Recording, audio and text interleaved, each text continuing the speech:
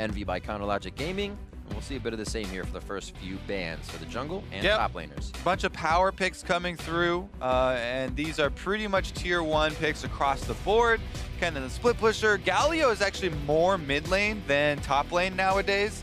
Still is definitely flexible, but getting that one off the board. And there's the LeBlanc taken away from Nisqy. They still do have, you know, option of the Syndra, but I was very curious to see, you know, how many of the old junglers who have tons of games on Rek'Sai are going to get back in here on the new Rek'Sai, where on 7-12, they've made up for a lot of the kind of problems with the ultimate, where it was easily dodgeable and people were even walking out of it sometimes. Not only did they fix that, they also upped Rek'Sai's damage. So it's definitely an early game jungler. She has so much more damage. It is a very different playstyle from what you're used to seeing if you remember the tank Rek'Sais, you know, and trying to get multi-man knockups. A little bit scary. We'll see how Dardoch plays it. It plays right to his style, as we know what he has had in his wheelhouse lately. Of Lee Sin and Jhin also getting picked up a little more lately. A few buffs towards him, but nothing huge. Yeah, in 7-12, you got a bit of extra damage ratio on the Q, as well as some damage on the ultimate. Yeah. A lot of people, though, are just really excited to play him again with a small amount of buffs because of some of the item builds. And people have been sort of enlightened into the double energizers of, you know, Static Shiv and Rapid Fire Cannon. And Jhin does convert a lot of the, you know, attack speed and crit stats into damage anyways. And people are kind of having fun with that one. Also, we've seen the Death's Dance variation. I feel like that one's a little bit more solo queue. Regardless, Tahm Kench and, you know, playmaking support have been back. Yeah, he is picked up here in answer to the Thresh. It's kind of one of those classic ones where the Thresh is then going to probably switch focus, you know, and start hooking and flaying in Tahm Kench so they can focus the Kench instead of the Jhin. As Kench is very good at getting anyone else out of being picked. Envy as well with a great pickup of Varus Thresh to start Apollo and Hakuho off in the bot lane, making sure that, you know, Apollo is up there on Freak's 80 carry list to get that bot lane going. LirA's playing decently well in the jungle, goes for his Nidalee, and Envy's looking to start things off firing here. Yeah, it does look like some comfortable picks for Envy. Hakuho's Thresh, he's had a lot of games on that. He feels very comfortable. He's one of those solo queue Thresh players that you know, put so much time into it. And the same for LirA. He was one of the first in North America to use the Nidalee. You know, definitely, I watched a little bit of Cuz from Korea and talked a little bit, but LirA has done Nidalee multiple different ways, even Trinity Force and, you know, auto attack Nidalee. Mostly now it is back to the AP, but here we go. Some cross-map plays. You talked about, you know, maybe playing off that bottom lane and playing around Apollo and Hakuho and the success that they've had. Now Seraph on the Shen, perfectly set up to do that. Can get down there with staying united. Also watching Seraph as well. The few games I remember of him, he kind of itemized very interesting for the game, and it did not help the team, actually hurt a bit. So we'll keep an eye on what he's doing throughout the laning phase and actually what he's building towards to help the team. Shouldn't be too different on Shen, but he is going to go up against some damage. Jarvan has been locked in. Looks like this could be going to Darshan in most cases with that Rek'Sai in the game. Yeah, definitely going to think so. And the Jarvan nowadays, pretty good answer to Shen, I have to say, with the armor shredding, you know, as well as very easy knockups to pressure the lane and then keep the Shen within range to be able to stop those ults. Huhi's Aurelion Sol. I think, is this for the Ori lane play? So they have the triple ball comp, but yeah, who has let Aurelion Sol through for CLG late? Well, so that's the thing, right? It's always difficult with CLG because they will not just blind pick Aurelion Sol all the time. Right. Huhi will use it when he feels like there are good side lanes to roam to, like he can get kills, you know, on the side lanes. And into Nisqy, who is a new mid laner here in North American LCS. Strongest champ for him. It is, yeah. This is definitely going to put some pressure on him, especially on Cassiopeia, because you can't really keep up with the speed of the roams and the map pressure of the Aurelion Sol. So I'm very, very interested to see if, you know, Huhi starts to make those early moves with Dardoch, because that's been one of the big strengths there for CLG, is trying to get both of those guys to work together in the early game. And Aurelion Sol just opens it wide up for a jungler. It feels so good when your mid laner is pushing from literally level 1 and dropping into the fog of war and looking to roam around. Like, the early plays are definitely a possibility here. And this is what kind of I wonder as well. The Tahm Kench, is that going to click for CLG? We see that the Bard has been so big for so many teams. 4 or 5 plays, 100% win rates. Ole's got that, a few others, but they keep going for the Tahm Kench. It can get around the map with the Aurelion Sol, but so can the Journeys. And I feel like that is what plays the Aphromoo style. With that being said, like as I mentioned, waiting for this Tahm Kench to click. Maybe they can get it to happen here. Yeah, everybody pretty excited about that one. CLG has had such a high priority on it. Yeah. Definitely taking their cue from Korea. And we shall see how Aphromoo and Stixxay stack up. Definitely a lot of kill pressure there. Don't underestimate the licks. No, do not. As we said, Kench will make you clench. Heading out to lane. It's like they tried to, CLG had a pretty big hit on what was going on with the jungle yesterday when they played Immortals. They tried to take Xmithy down. We'll see if they get in the face of LirA here a little bit more than usual. All right, just going to spread out to the standard defense. Nidalee actually starting traps this time, so a little trick for you guys. If the Nidalee starting traps, it's probably going to be just a regular Raptor clear, and maybe she'll go for an invade after that, but generally, especially, I always go back to Cuz when I'm thinking about Nidalee Paz, the previously rank 1 jungler in Korea, but he plays a ton of Nidalee, and I always scrub his VODs. He starts Q when he's going for buff-to-buff invades. If he starts on his buff, if you see him level up the Q, then he's probably going to start on his on one of his buffs and go for an immediate invade into the opposite buff of the enemy jungler.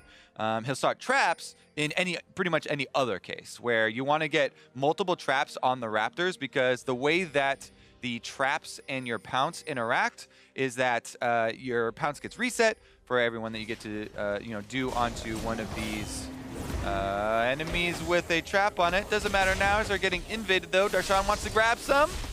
Nisqy and Huhi going back and forth. This is actually a lot of pressure on Nisqy, as much as it obviously is on LirA and what's happening in the jungle, because if they can get LirA off course, he won't be helping Nisqy as much. Yeah, and look at that. They just defend his Raptors really well there. Yeah. Nobody was able to steal one away for CLG. Nisqy also got a very good trade onto Huhi here, and has blown the exhaust in exchange for that ghost that he used to get up there. So actually a very good defense for Envy. And you talk about putting the pressure on Nisqy early on in this game, Riv.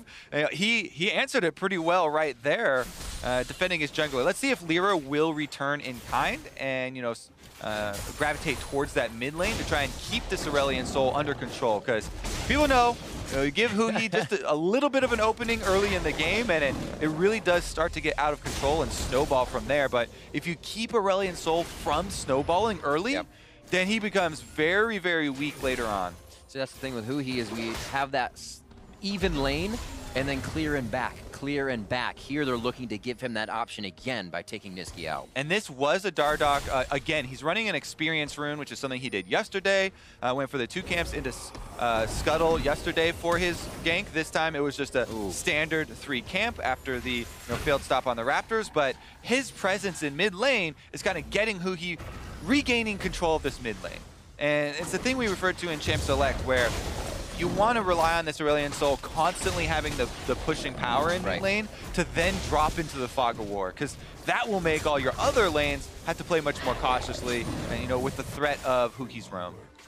Oh, he's been a fast early roamer. May have to be stuck in lane here. There's that pressure from Dardoch. Huhi finally gets the back after a few clears and says, Dark Seal, so I can get more out of these corruption charges, and we can stay in lane and farm it out. And the control ward. So he has a guaranteed one side of the mid lane that he knows will not have any vision for Envy, and he can sneak down probably, to bottom side to try and pressure Apollo and take out some of the strongest performing members of Envy currently. Ooh.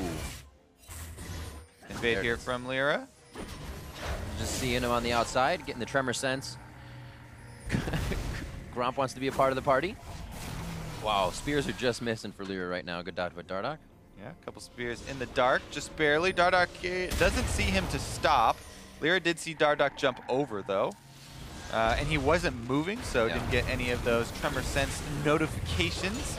Meanwhile, though, you know, Nisqy on the Cassiopeia, so far doing well, but Huhi already off to one of those early roams. It's a good sign that I would think that was communicated, because Huhi put down his control ward in the top side, so he could roam up to the top side and went through the jungle. But Nisqy, we have to assume that he's the one telling Seraph there that the Aurelion Sol is probably on the way, and that's why Seraph just dropped into the brush, gave up a couple CS, but avoids an Aurelion Sol gank. Bit of action as we go back down to the bottom lane. Haven't been here since pretty much early 37 to, actually 38 to 38 as they continue to level. Doran shield still for Stixxay, and we see a little bit of a change here with the nerf to that in purchase cost. Now Apollo picking up the sword. It's either or these days. Ooh, that one hits. You only need a few that count. Ones that count are the ones that give you that advantage in the game. LirA actually pushed up as well, so working together here, Huhi's forced to farm this wave, and LirA trying to make an impact in the jungle. Getting that invade down, and really the important part there is, yeah, he did steal a big raptor, and it's, you know, a little bit of gold, but the vision coverage takes out the control ward, plants down some extra, you know, Envy comfort here in the red quadrant with just that one ward, and the raptor brush provides, you know, a lot of security for this side of the map. Meanwhile, in the bottom lane, they're trading pretty decently here, and CLG trying to push out this lane so they can get a little bit of time to back. Still plenty of potions for everybody in the bottom lane, though. The trading hasn't been, you know, that active. There actually are not ignites being taken in this lane, as both sides are taking exhaust for the junglers of the enemy teams. Oh, hello, Dardoch. Found it. Looks like, whoa, he's just going to get soloed out here. Flash over the wall. One last hit. He dips into the ground for a bit of HP.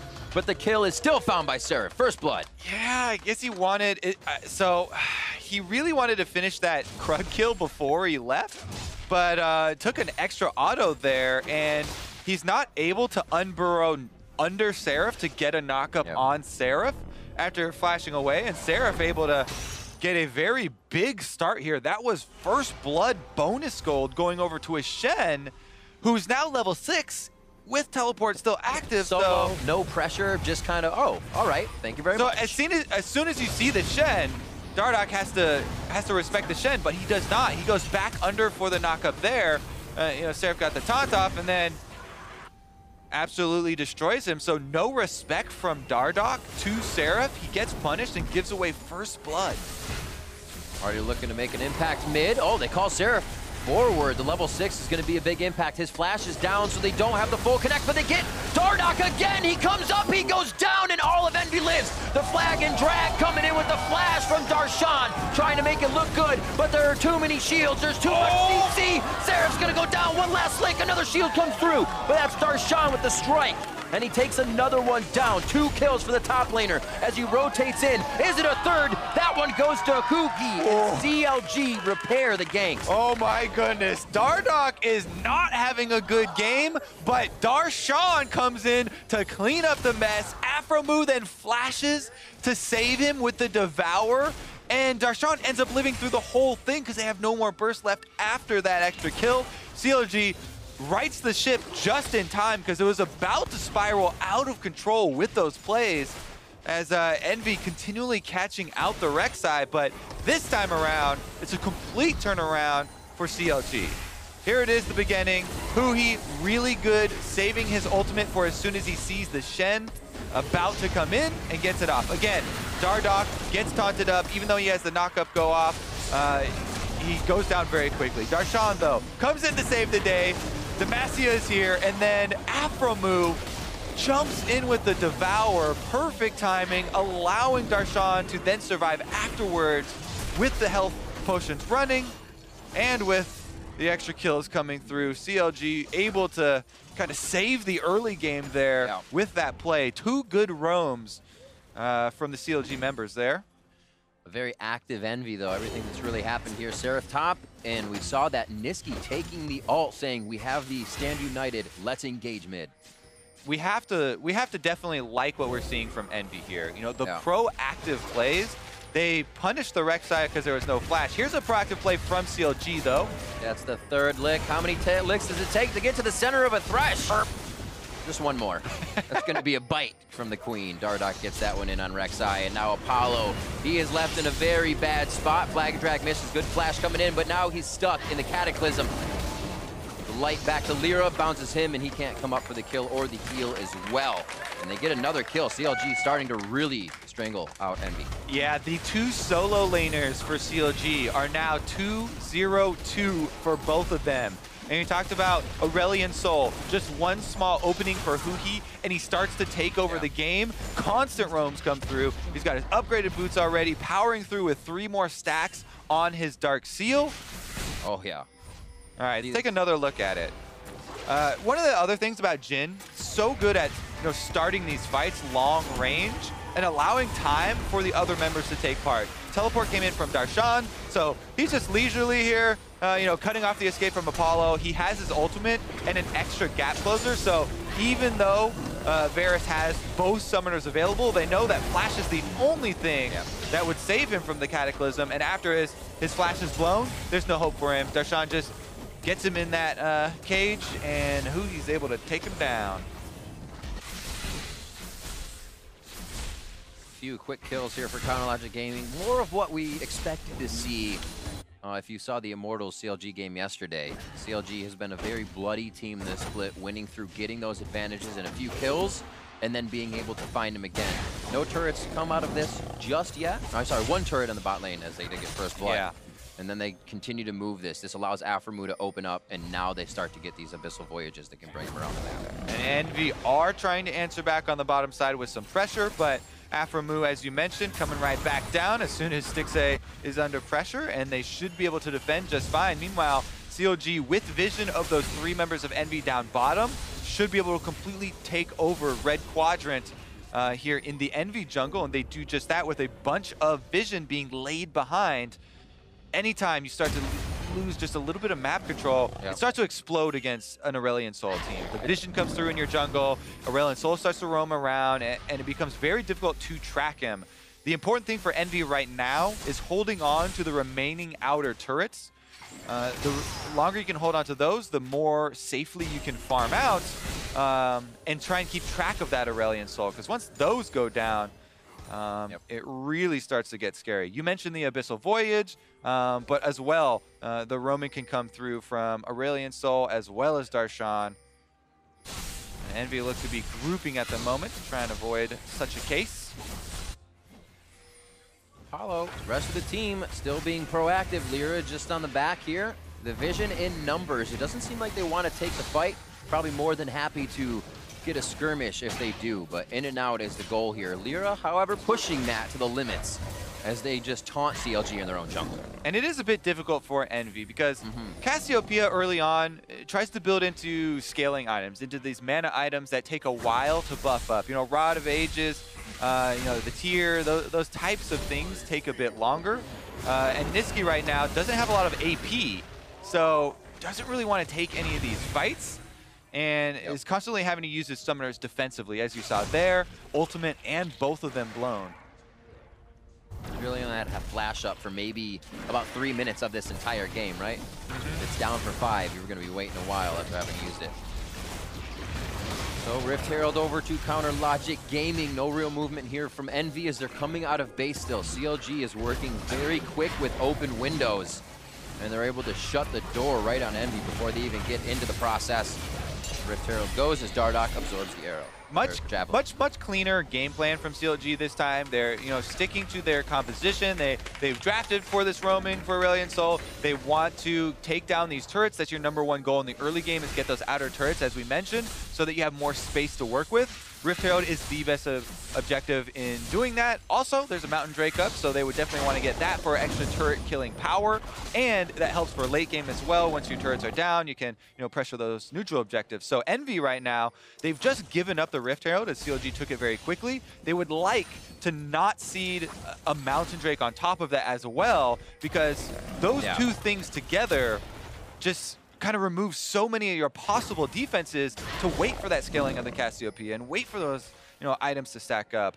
As of right now, though, Envy are having a hard time of remaining a step ahead of CLG due to the pace of this game. Currently, Dardoch back in that red quadrant. He's counter jungling. even as Darshan gets chased out of top lane, making it a little bit more risky for him. You see how much resource Envy is putting into finding just these hits, though. Can Hakuho hit the hook? Can he get a lantern for LirA in? And then can we get out of this situation? Because they know CLG is too strong.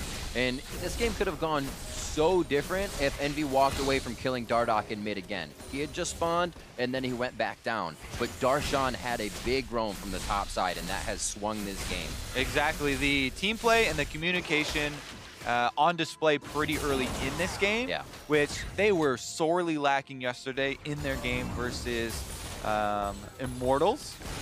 CLG back out to the pace that you kind of expect from them, as you said, though. Darshan absorbing top. This could be a 2v1 in mid. They did call down Seraph. I wonder if Darshan gets a free lane here if they can just absorb the fight. He will continue to push. Abyssal Voyage comes in. Looks like Aphromoo wants to be a part of this one. Stixxay's right on the front line as well. Seraph, the dash and flash. Dardoch way down behind the lines. Here comes the curtain call, but everybody closes the curtains, and they get Seraph to safety. Regardless, though, large chunks of health have been taken out, so they activate that Rift Herald that they just spent their time on getting, and this is going to be another outer turret taking a big hit. The teleport's in. Darshan. Darshan actually didn't stay top lane. He comes down to fight with the team, so this could be a lot of turrets if it works. If Envy holds it off, they protect top, and they can keep what they have. Words are hard, but everybody disperses. And in the end, the turret is dead. Main objective is accomplished for Counter Logic Gaming. Envy had a decent collapse there, though. But as you saw, Apollo lands his ultimate onto Darshan, who is the frontline member, who they're dumping a large amount of damage into. This Tahm Kench comes up big again. Aphromoo able to eat him up, even though the Chains of Corruption then does spread to Aphromoo himself. And he ends up taking a large amount of damage. He still gets the lowest health member out of the focus fire from the enemy team and allowed CLG to disengage. So the top Kench pick as well coming in big for them. Multiple Abyssal Voyages, Aphromoo roaming, able to save his teammates, and participate in all except one kill for himself. LirA doing a nice job at clearing the wards out. CLG just placed. They had pretty good vision towards the top red side. It's dark now, but doing a much better job at leaving what I call breadcrumb wards. On their way in, they should make sure to leave the vision. So on the way out, it's safe, and they can rinse and repeat. Here they have enough vision forward that Dragon, again, uncontested for them. And this is what we're talking about. You get these mountains, and you're not going to give Nisqy time to scale if your turrets and objectives are falling. Mountain Drakes are perfect for this team composition. CLG can continue to pressure multiple points on the map and really abuse that mobility of the Aurelion Sol. Currently, they also have teleport advantage with Darshan, even though the Stand United cooldown coming up very quickly. This Jarvan counter pick up in the top side. Armor penetration that we talked about in Champ Select is coming through. Black Cleaver's already done, so that on top of your Q with Jarvan makes you a very big threat to the Shen. And Darshan has come up with not only good 1v1 plays where Seraph on the top side, but also the team engages for himself and saving the early game as he did, roaming down to that mid lane. I mean, if he hasn't been staying top because it's been a criticism that it could be split, but the team's calling for him, then he has to have the better engages. He's been on Fiora, Camille lately, the Jarvan, and now it's starting to come about where he's hitting those marks. And this is why I just love Jarvan right now. Let's take a look at this exchange here, though. Still have a little bit of speed there. Yeah. All right, this is why I really love Jarvan, though, is because he can multitask. And he's kind of that Swiss Army knife of top laners. He's got engage, he has, They have engaged as well. That's the hook. Aphromoo is just toying with Hakuho and Seraph here. Just gobbles him up, spits him out, but there's still no retaliation. Envy spread thin, but they have two in the bot. If this is held in the top, Envy can find some turrets with that attack speed onto Apollo. That damage he has isn't great, but they'll be able to take one down. And Envy, they're just so pressured right now. They're trying to trade objectives, but CLG are getting 2 for 1 on their trades. That's the deal I like. Every time I'll take it. Buy one, get one free. Just misses. And they're going to be on their way out. Summoner is decently up here for CLG, so if they do overstay their welcome, it shouldn't be too bad, as Envy is still looking to collapse. Still looking to kind of find their bearings. It's only a 2,000 gold lead, but CLG is working them around the map. Exactly. The thing that's scary is the map control that CLG are going to get with their turret advantage. There are no more turrets on the top side of the map at all for EnVy leading up to their inhibitor turret. So the second push that comes through, which is already going to be informed by these deep wards that Counterlogic Gaming left through up there, is going to be very difficult. So EnVy need to get out in front of it. They're trying to get some warding of their own done right now. And the Scuttle Crab will be a big boon to them as well. So far, everybody overloading here on the top side. Remember, though, that Darshan still has teleport, so it's a possibility CLG make a counterplay. This is where it becomes scary. You have not been on this side of the jungle for quite some time. You may have the wards, but it's only one way that CLG needs to get in. Very nice blast cone. Yeah, I think that was a necessary flash from LirA, because one more auto actually gets completed there, then the Devour comes through. And at that point, it's too late. Darshan, is he going to go for it? Full team. Oh, he is! Full team Cat, can he get it in there? He's going to get 3 in the mix. Can they save Darshan and get him out as well? The stun goes over onto Stixxay, dodging out a lot of damage, and EnVy just absorb the heck out of that fight and say, what next? Yeah, good defensive ultimates. Thresh ultimate, the Varus ultimate, and the Cassiopeia ultimate, all very good peeling tools, and they all are used in that fight to answer Darshan's initiation very effectively. Gotta be careful with those ults down.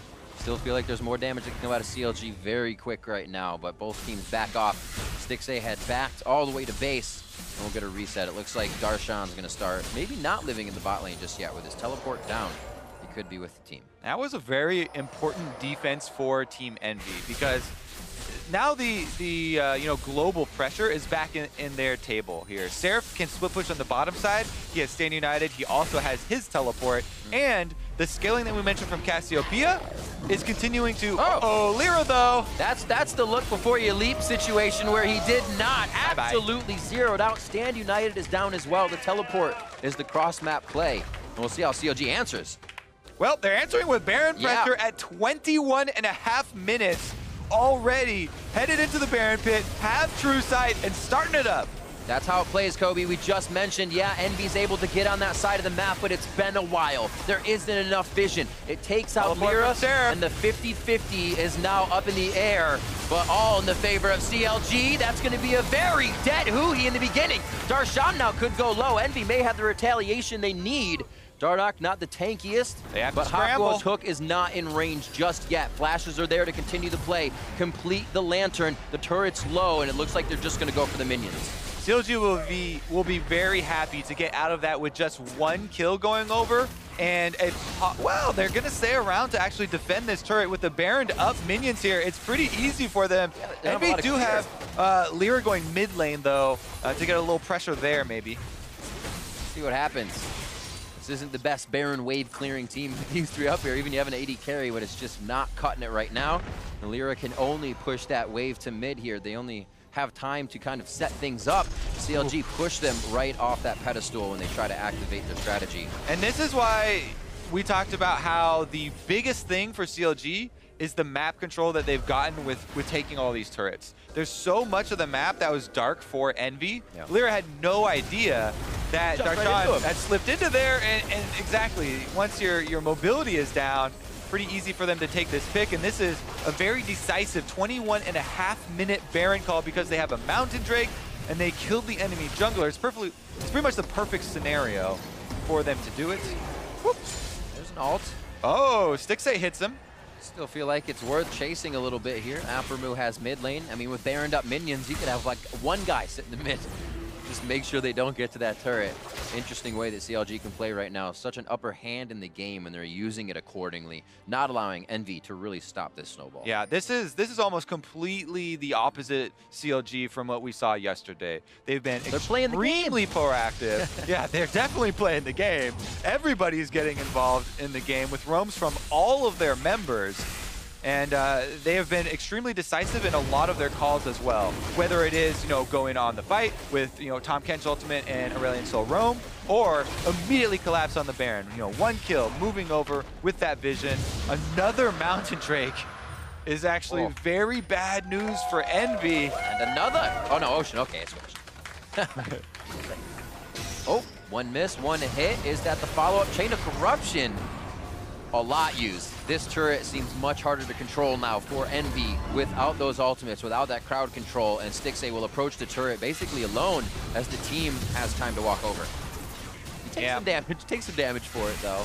They're trying to stall right now for the split push of Seraph. Envy still have the same game plan now that they had, 10 minutes ago in this game, basically. They're trying to hold off until this Baron buff expires, and gonna be a difficult task for them to accomplish. He's backing, hit himself in the brush. It doesn't look like CLG has given any worry to either what's happening in the bot lane anyways. He's not gonna take the turret down immediately, so it's all that pressure with Darshan coming over in the mid lane, and now they are split in the 1-4 of mid and buy.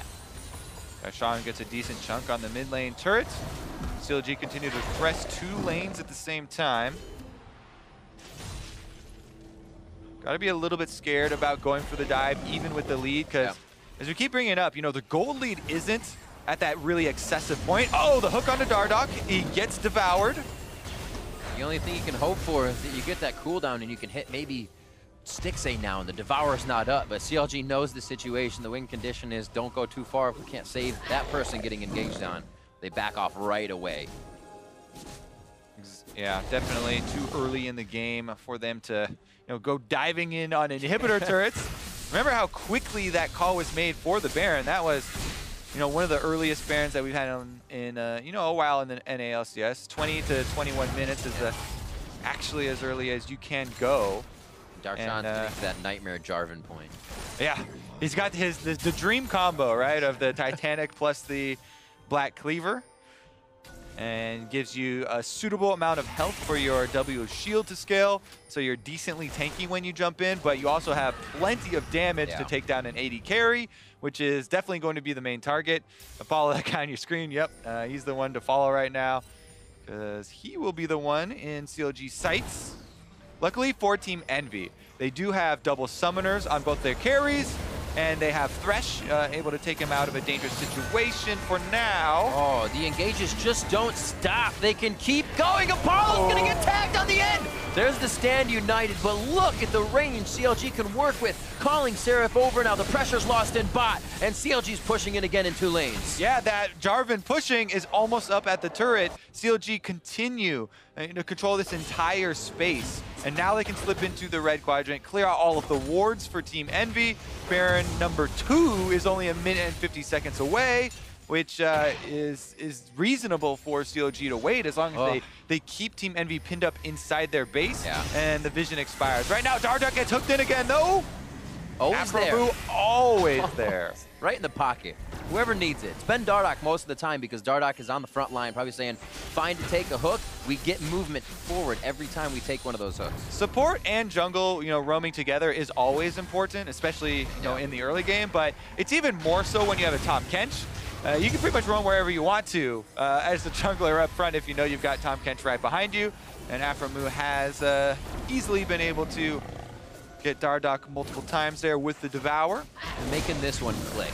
The Tahm Kench we saw yesterday versus Immortals never really got going. Props to Immortals as well for shutting it down, but CLG even said they weren't playing their game. Here, much more orchestrated and organized, and we can see the method to the madness, like you said. Dardoch, Aphromoo always moving around, and Darshan has controlled the pressure in the side lanes much better this game. And for Team Envy, it's kind of hard because we really wanted to use this game as, first impressions of Nisqy. Yeah, how is he going to fit into the team, and are they going to play differently? And it is a little bit different. Cassiopeia comes through, and he wanted to be this, late game scaling, but yeah, exactly. They're trying to scale still. It's just that the pace of the game hasn't really, been in his favor, and he's done okay in the mid lane. It's just that Cassiopeia, there's no way that you can actually keep up with the Aurelion Sol in those cross-map plays. And so we haven't really seen much demonstrated in that way. Seraph given a... That's changing around a little bit. A little bit of damage there. But again, the Baron that we mentioned, coming up in a couple seconds here, and CLG right back at it. Very quick here with the call. Double control wards down in the river. They should bait first and wait for a little bit of pressure, because Seraph, as you saw in that last trade, was able to gain momentum on that bottom side, pushing up his minion wave. So CLG trying to get back some on top and mid lane first before they really commit to this bait. stand united up in just about 10 seconds, so not too much for Envy to have to wait for if they do get engaged on. CLG always looking for the small skirmish. Even in this engage, they feel stronger, or they can absorb an ultimate, get that box out of Hakuho, get an ult out of Nisqy, and just devour that target. And I think that even though Envy feel pressured in this game, and you know, they've been on the back foot for, you know, almost 25 minutes or so here, yeah. It would actually be good for them to try and go offensive. If they see any type of opening, any type of exposed member of CLG a little bit out of position and away from the Tahm Kench, I would not, you know, be too critical of them if they made one of those slightly more risky plays and they just go all in with a stand united and engage on that person. Because they actually are, you know, starting to get some decent combat power. And if you wait, CLG just going to burn the Baron down. Double mountains. Good try from Hakuho. But again, we see this Envy team having trouble clearing. Oh, here he goes. So they're not going to be able to push, let alone try to take these fights. Nisqy tries to go for the double petrifying gaze. He hits his targets, but who's going down first? It's Apollo. Nisqy hit on the left side. Seraph's embrace goes down, but so does he. There is just too much damage from Counter Logic Gaming. LirA's on the back, giving out heals, trying to throw in javelins, but they're all doing it in retreat as Envy limps away. And CLG come up big, only losing Aphromoo.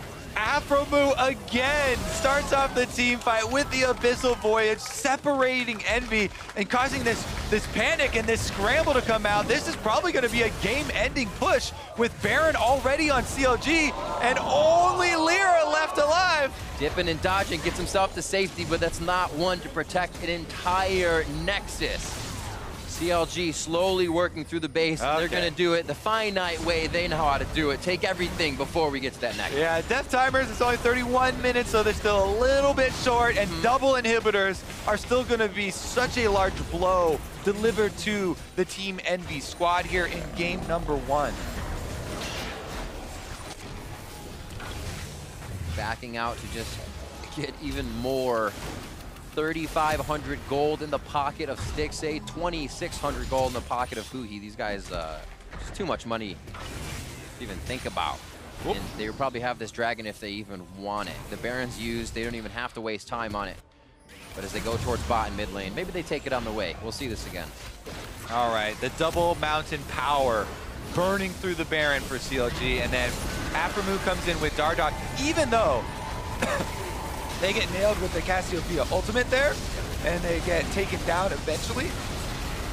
Excuse me.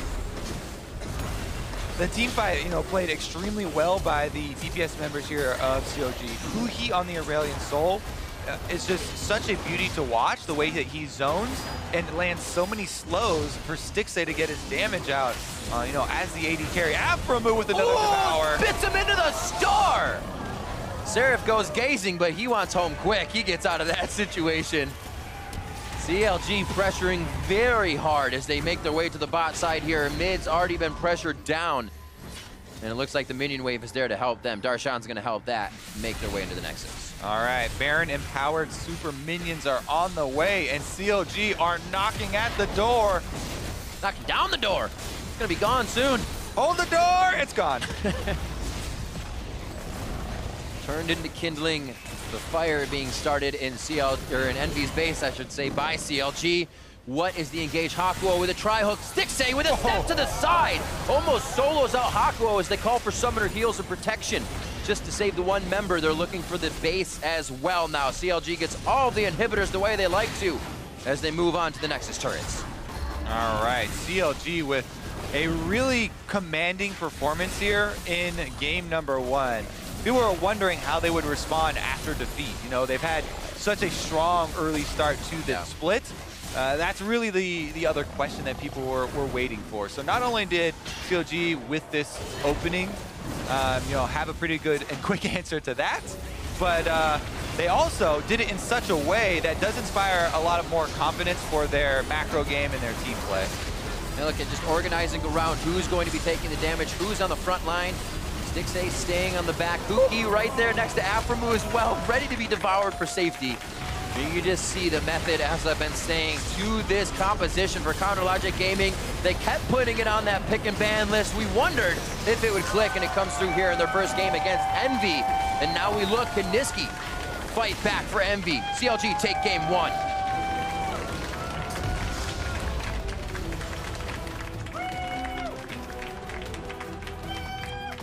Game number 1, 408. Jarvan, 404. Jhin there for Stixxay on the bottom side. And of course, the Aurelion Sol, as usual for CLG, creating so much pressure across the map with their roams. Take over the vision, and there's no safe place for Envy to defend. In the one moment, even before level 6, if he leaves lane, it's kind of just like alert on the entire map. He could be coming straight through lane. He could be coming over the wall through lane. The way they play that, Counter Logic Gaming puts everything you do on their timer, and it makes it so hard to come back or even scale like we saw Envy trying to do here. Yeah, and even though, you know, Dardoch did have some mistakes that they'll continue to look at and continue to point to with some of the more risky choices that he went, especially staying around for Krugs like that, that's just something where you kind of have to cut your losses and talk about. It's very little gold there for the Krug, and definitely not worth that risk. Aside from that, though, he did kind of reposition to pressure earlier before that around the mid lane to gain Huhi the space that you need to work with Aurelion Sol to kind of have this game plan work. Relieve that pressure, give Huhi the kind of silver platter he needs to work on, and the rest of the team playing very well to boot. For more on that CLG victory, let's send it down to Dash and the analysts.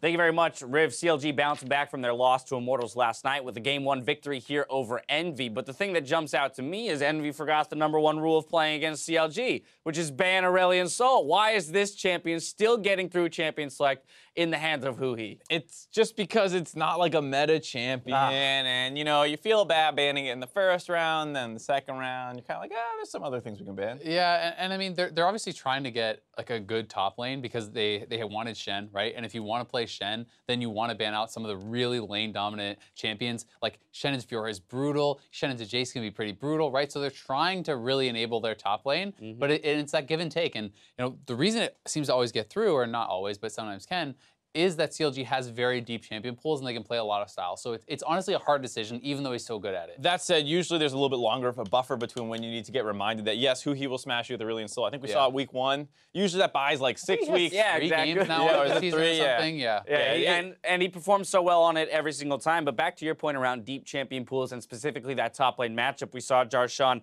jump for the J4 into the Shen matchup, and in all seriousness, that matchup in the top lane was a large factor in swinging this game in favor of CLG. But not in the like a, oh, I smashed you in lane kind of way. The fact that when you pick Shen, usually, okay, I'll be even in lane, hopefully, and then I'll go make map plays and map, you know, get my advantages. But it's actually Darshan who was able to get on the map and make the biggest plays for his team. And it's pretty impressive to see that on a champion who doesn't naturally have some kind of global ability that enables him to make these kind of plays. Yeah, exactly. You're down 1 global, and he still made more map plays. And I think this is something that I just want to talk about with Darshan, and we'll show those replays. You know, in general, you know, is the fact that he roams and he takes his advantages from lane. He uses them so well on the team when he's playing tanks, when he's playing fighters, such as Jarvan. I think he's exceptionally good at that. I think that for the same reasons that he's so good on these sorts of champions, he sometimes falters on the split push champion, where you should be more greedy, you shouldn't play for the team, but you know, here he actually saves his teleport, walks all the way down on the roam, and is able to get a lot out of it. And it's because he's out of lane early. He's already going for Skull Crab control. He's always in the enemy jungle for vision. Always threatening the roam. Always threatening the roam. And so when this fight breaks out, he's actually only halfway down river, and he's like, all right, I can just run the rest of the way.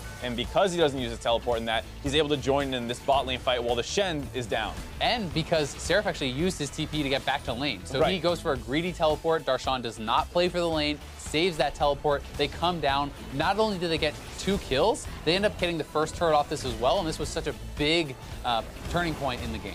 Yeah, it was absolutely huge. As was mentioned last night, we saw him on the Fiora to, you know, to an unsuccessful degree in that he wasn't able to become that split push monster, kind of adjusting today, going more towards that fighter, grouping up with the team, and really propelling them to the advantages they need in order to win this game. But I guess my question to you, Azale, is does that mean that CLG should be, you know, focusing in on compositions that don't demand Darshan to be a split push threat? So what I would say is it's a shift in play style. I think that Darshan plays mechanically very well on champions like Fiora. I think he's really good at it, but we don't know, is it Darshan saying, okay, I'm gonna go group and we'll kill them, or is it the team calling him down? Because if the team is calling him down, you cannot blame Darshan for that, right? But either way, they need a paradigm shift. They need to allow him to play more greedy. This is similar to what we heard Aphromoo talking last year about Huhi, where Huhi gave up too much for the team sometimes. If Darshan is on Fiora, he does not care about the rest of the team. He should play only for Darshan most of the time and really try to get himself ahead ahead. So I think they can play both styles, but they need to change their team play style when they have him on the split push. And I think it is worth,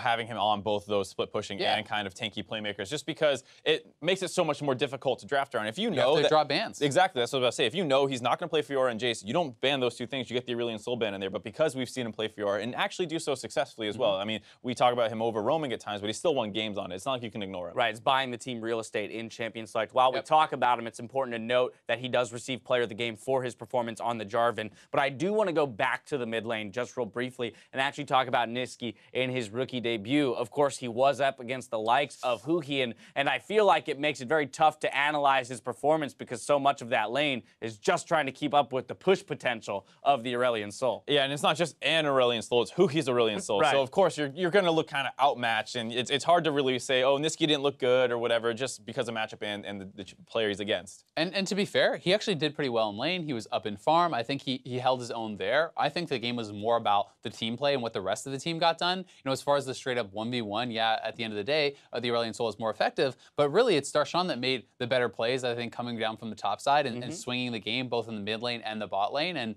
we saw Nisqy, in my opinion, have a pretty solid first game. You can't draw too many conclusions, but you certainly cannot say he had a poor showing. And we saw a lot of classic, Envy elements, team elements kind of persist in this game in that all three lanes were actually winning in CS through kind of that middle portion of the game. And so while they were down 3 kills and 3 turrets, they were, only 1 to 2K behind in that 25-minute mark, which is keeping themselves alive and extending the game at least as long as it did go. The problem is it's a team game, of course, and so while it's nice that they're getting all these kind of individual advantages, there was a sequence where CLG actually took, I think, 4 turrets without getting a single kill, and that, it would be nicer if they had CS leads to get the lead even bigger, but it is impressive to see a team able to get so many map advantages just through rotations and smart play. It also is pretty typical for CLG. They're actually the worst in the league as far as goal differential at 10, so they do often get behind by giving up these things, by threatening the roams, but they also succeed through team play, so it's, it's hard to criticize them for that when it's also one of their greatest strengths. Well, they found their early lead against one of the teams that specializes in building early leads. Either way, CLG off to a hot start here today. We have to step away. When we return, it's Game 2 of Team Envy versus Counterlogic Gaming. Don't go anywhere. We'll be right back.